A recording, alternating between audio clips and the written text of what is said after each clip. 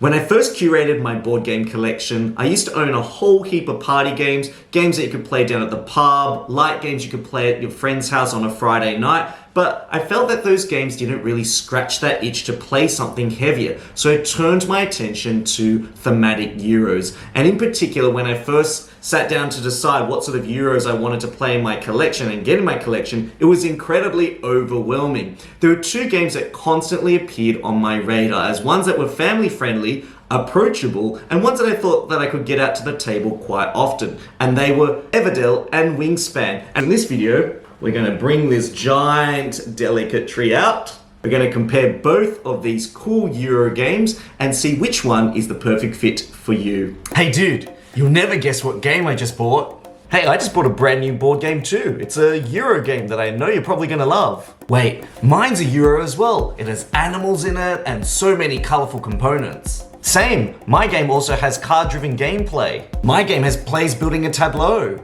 Wait, do we both just get the same board game?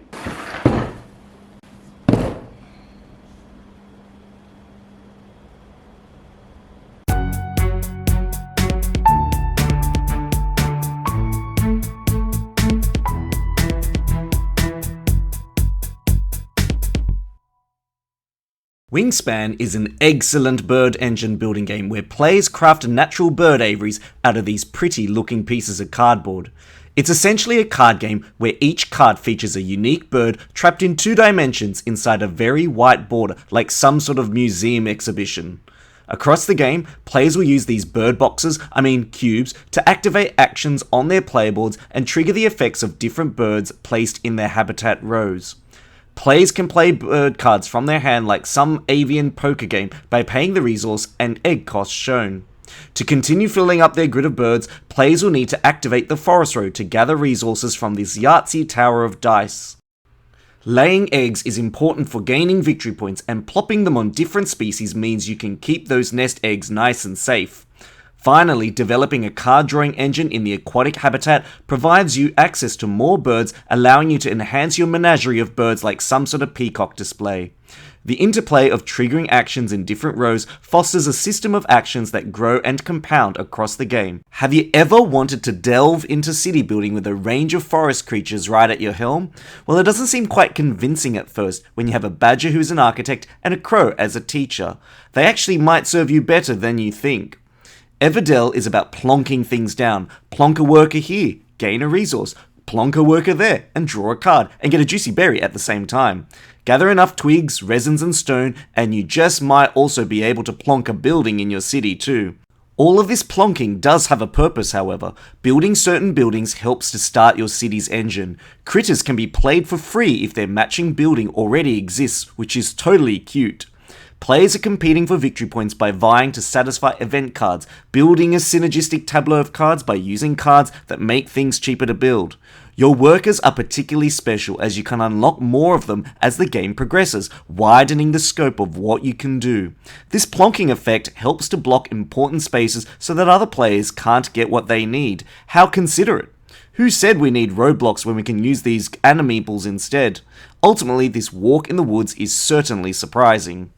So when it came to deciding which of these two games I was going to get, theme was a big important factor. How the theme was accentuated and presented in terms of picking up the box, playing the game, and also feeling the mechanics was really important to me. When I got Wingspan, I felt like when I was playing the cards, I loved the factual information on the cards that kind of reflected where that bird came from, their wingspan, but also the mechanics and effects on the card really reflected some of that bird's unique behaviors. And that's what I really loved about it, the fact that they can nest or produce eggs or forage for food or they hunt. That was something that I thought was a lovely, beautiful, elegant touch. With Everdell, I really liked the fact that you could house certain critters in their matching houses. So the bard goes with the theater. It has that nice, beautiful, elegant thematic connection that really immerses players in the game. I also like the fact that the forest board is shaped like a giant lily pad. as well as this big beautiful tree, which I've actually purchased the wooden version of the tree because my cardboard version actually got torn after 2 or 3 plays. But this tree really creates a visual sense, and I'm someone who loves things that pop off the table. It just really creates for that extra immersion, although I do find that this tree sometimes gets in the way if you're sitting from a particular point of view and you're trying to eye out a particular card in the meadow. I think one flaw for me is when it comes to building the town in Everdell, the fact that you're placing these buildings just feels like you're just kind of building rows and columns. Whereas in Wingspan, as you're placing the birds into the 3 different habitats, you feel like that habitat is growing not only mechanically in its power and its effect, but also in the birds that are housed in those particular areas. Like for me, theme really spoke to me more in Wingspan. While when you look at the card playing combos in a game of Wingspan, every single card is adaptable, flexible, and has multiple uses to them. There is a sense of timing that is required when you're trying to vie for particular synergistic combos. Executing a well-planned combo feels incredibly satisfying, especially as you get to reuse that same row of actions again and again throughout the game. Because players are laying out these birds in a particular sequence on their game board, it's important to order the birds in the habitat so that the sequence of bird effects resolves cascades into one another. Some of the brown bird effects causes players to look at the top of the deck and tuck cards under their existing birds. Some help you to lay more eggs. Some even have the flexibility of moving around to different habitats. The pink banded cards really help players exploit opportunities that are presented on their opponent's turns. Adding the expansion cards provides extra end of round and game end effects. There are 2 main types of meadow cards, critters and buildings. The green card types are all about helping players to generate resources. Purple cards allow players to gain points for satisfying certain conditions, whilst red cards provide players with extra locations that even your opponent can use. Whilst the blue cards provide effects to help your engine run more efficiently and smoothly. In comparing the cards from both games, I found that the Wingspan cards are a lot more user-friendly and a lot more approachable for players, especially if they want to mold and tailor their strategy. And whilst the strategy might not be incredibly deep and complex, the fact that players can use any card in their hand, and even though you don't go through the entire bird deck, there's enough variety there where you can use the bird cards in any sort of situation, whether you might focus on tucking your cards or caching food or using it to play other cards for a cheaper price. Those cards seem a little bit more adaptable compared to the Everdell cards. So I'm going to have to give it to Wingspan. Are you an avid fan of Wingspan? Love a good expansion that provides you with more content and more bird cards? Introducing the brand new expansion, Chicken Wingspan. Featuring cards with brand new art and special abilities like pecking order. The first player now becomes last and the last player becomes first. And new mechanics like the baby chick mechanic where your eggs now hatch into baby chicken tokens. And for added thematic integration, with the clucking, the first player to emulate their favourite bird sound will be crowned the Bird King. Nesting soon in a board game store near you. When it came to deciding between the 2 games, I had to really consider the game arc, the journey that you take each and every game that you played. So when I was kind of looking into both games, I wondered whether the narrative of both games was something that I would want to explore time and time again, and would that narrative be different each and every time I play? Now, when it comes to game arc, I think it is really super important that a game really takes you on a journey. Think of it like a little bit of a snowball, where you start off with a little small ball of snow, and as it rolls, and as you kind of get into the momentum of the game, that snowball really grows to a big size that really has huge impact by the end of the game. And Wingspan tends to follow the same sort of sequence of steps where you put the birds into the habitats, fill up the habitats, you're either going for eggs or you're drawing cards or you're getting resources, and then from there you're triggering the effects from the cards. It does feel a little bit more linear, and it feels like by the time you've finished 2 or 3 of these games, you've kind of gone through similar processes of what cards you're going to play, but also how you're going to get the resources that you need to do what you want. As you get closer to the end of the game, you have less and less actions, but the actions that you use in the last round become more and more powerful, because as you broaden and expanded the number of birds in your habitat, every time you trigger the particular rows, those effects kind of accumulate. And when it came to Everdell,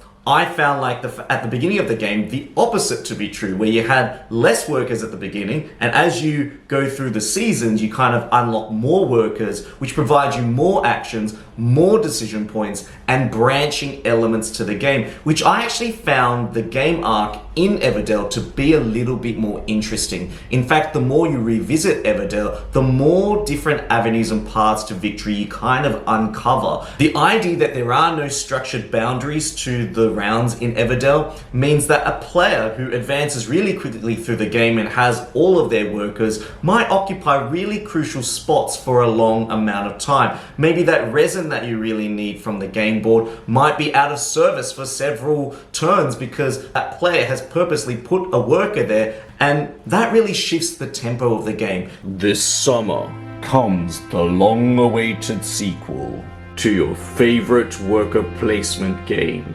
Everdell. Cities will be built and critters will rise in Ardell, including 3 new exclusive ways to play, a solo experience that you've never seen before. Hello. An exclusive 2-player only mode. Hey dude, I don't think I can play Everdell with you this weekend. I'm a bit busy. Never mind. I'll find someone like you. And a one-time exclusive roll and write module called Rolling in the Deep End of Modern Board Gaming. When I first acquired Everdell into my collection, I wasn't really sure what I was getting into in terms of what strategy I'd employ. I thought you just placed a worker out and then got what you need and tried to build whatever you want. But I realized very quickly that this game is all centered around adaptability, being flexible and responding to how the board game state constantly changes is something that you need to do. There are certain cards that you really need to get out in the early game, and there are certain cards you can kind of hold on to and wait out the game to find the perfect pairing before placing it in your city. Early game cards like production cards are going to get you the resources that you need, especially if they're taken up by other players, which they're going to be. I also realized that this game is about scoping out the options. You've got the option of cards in your hand, you've got the options of the cards in the meadow, and the fact that if you're playing at a higher play count, you're churning through the meadow deck really quickly means that you're going to see a lot of cards come up. I did, however, discover that on my first couple of plays of this game, it was really hard to find out what I needed to do to optimize my turn effectively. I'd have 3 or 4 cards that didn't really connect together, and I didn't really understand like the composition of the deck, so it was really hard to work out how to best optimize what I needed to do well in the game. So the combos in this game work really well when you have the right pieces in place and they appear at the right time and you've got the right resources to connect them all together. But sometimes you can find yourself putting buildings out and never really fulfilling the critters that go in them, or you play for a critter and then you play for the building and then you never just can get the resource efficiency right in this game. I guess ultimately on my first couple of plays, the specificity of each of the cards, especially the event cards in the game, just made Everdell feel a little bit disjointed for me, and something where I kind of approached it with further trepidation on subsequent plays. Very good. Very good strategy indeed. When it comes to exploring the strategy in Wingspan, the main thing that players are doing here is they're trying to manage the scarcity of the resources that come out of that dice tower with the certain bird card options that they have in their hand. The strategy in this game is primarily revolved around getting the eggs, also increasing your ability to draw more cards and more options, because you really have only access to 3 visual bird cards out in the market area, and in order to get more bird cards you do need to draw more from the actual deck itself. There are also certain cards that allow you to tuck cards under your bird cards, which also then allow you to draw additional bird cards. That kind of card tucking and drawing engine is going to help you to accelerate the amount of options that you have. And having card advantage in Wingspan is a powerful strategy for giving you more to do. There are even bird cards in the game that allow you to play other bird cards for a much cheaper cost. This kind of resource efficiency and card efficiency is what you really need in order to succeed in a game of Wingspan. And for me, that satisfying feeling of putting everything into place, initiating the actions with each of my action cubes as they go along the rows and creating combos in your habitat rows is what really makes the strategy in Wingspan so inviting. And when it came to picking my first big strategy game, variability was a really important thing that I had to consider. I didn't just want to get a game where every time I played it, the same things would happen. I mean, if I wanted to play Connect 4, I would play Connect 4. With Wingspan, whilst the birds look visually different, a lot of the bird cards are relatively similar. With the deck of, over 100 different bird cards, there isn't really too many cards that are very unique. And I think that's a part of a design aspect of that game where, because there are so many different cards, you want to kind of feel that every card that you do get feels like it can be played in some way. I know there's different objectives, different public and private goals to go for, but they're all kind of relatively similar. Basically, collect this or get the most of this, have X number of cards or whatever at the end of the game. Whereas in Everdell, I felt that the variability was a bit deeper and richer. You feel like you're going down different avenues each time you play. It is a little bit harder for new players to get into the game because the deck really feels like you need to know it well. So you need to know how many of the buildings are in the deck, what you need to match with what. The game doesn't feel as smooth the first time you play it, but then when you get to like the third or fourth play, you really start seeing things connect together. When it comes to comparing the player count and what's right for you, I found that Wingspan plays ideally at 2 players, where players are kind of moving back and forth between their turns. Because a lot of the game involves a lot of indirect player-to-player interaction, I find that Wingspan as a couples game helps the game to move a lot more briskly. Whereas if you play Wingspan at a higher player count, you tend to wait a lot longer for your turns, and your turns don't really significantly impact the other players that much. The kind of racing element towards the public objectives is kind of a little side element that gets tacked onto the game, but it doesn't really influence a lot of the big choices that you're going to make in your tableau. Whereas on the other side, Everdell really plays well at the higher player count. At 4 players, this game truly shines. At the 2 player count, it's really hard to sift through the deck to find the cards that you need to match to build your tableau effectively, whereas at the 4 player count, there's a huge dose of player-to-player interaction as players block up spaces. A player might need that berry resource and you'll plonk your little animeeple there to block it out and just kind of snug yourself in and, stop any other players from getting that ideal worker placement spot. Adds a huge level of tension, as well as being able to use other players' red location cards helps to promote a lot more interaction between the tableaus as well as between the players. And the later you get in the game, the more impactful blocking those spaces off for the other players really and well and truly becomes. So I like the high level play interaction with Everdell, so I'm going to have to say with that aspect, Everdell is my pick for that category.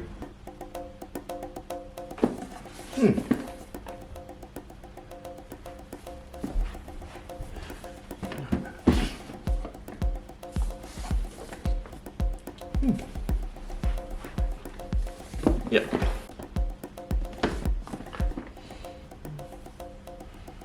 Oh, hey there. Would you like any help? Well, yes, actually. I can't quite decide which of these 2 Euro games I should add to my brand new board game collection. I really like the card playing Wingspan, and I also like the resource gathering in Everdell. Which of these would you recommend? I'll take it. Wingspan and Everdell have a really big place in my heart and on my board game shelf. And I sometimes like to display these board games so that when people come over, they're like, ooh, what are these 2 beautiful games? Tell me more about them. So if you're thinking about picking your first thematic Euro to start off your board game collection, then out of the 2 games, I would definitely recommend Wingspan first, just because the flexibility of the cards is a lot more easier to play with. The idea of engine building works a lot more smoothly in Wingspan, and it does have a very highly accessible theme. If you're thinking about going into other deeper worker placement games, however, I'd probably recommend Everdell instead, because Everdell is a great stepping stone into other crunchier worker placement games. So out of the 2, I'd probably say Wingspan is my favorite. but as you can see, I gave in and bought both of them. So, which of these two games do you have in your collection? Are you thinking about, getting one or the other, or you own both? Please let me know your thoughts about the games and the analysis in the comments section below. Now, thank you once again for joining me on this journey so far, and if you really like my videos, please consider heading over to my Patreon page and supporting me on Patreon, or don't forget to hit the like and subscribe button for more awesome board game content from the land down under. This is Danny signing out. I hope your next game is an amazing one. Goodbye!